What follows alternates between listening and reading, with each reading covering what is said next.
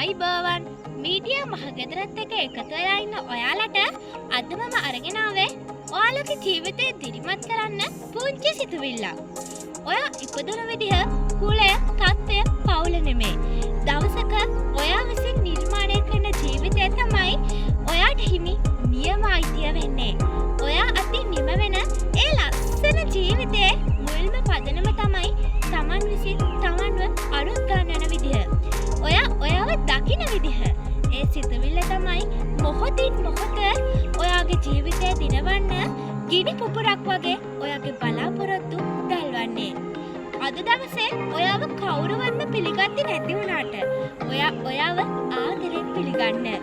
ඔයාට වචනකින්වත් හයියක් වෙන්න කවුරුත් නැති වුණාට ඔයාටම හයියක් වෙන්න. හොඳට මතක තියාගන්න. ඒ මොනම හේතුවකටවත් ඔයාගේ අරමුණු වලට පිට තියන්න ඉඩ දෙන්න එපා. ඔයාගේ හීනේ දිනවන්න නම් ඔයාව අභිමානයෙන් දකින්න. ඔයාගේ ජීවිතයට ආදරය කරන්න, ගරු කරන්න.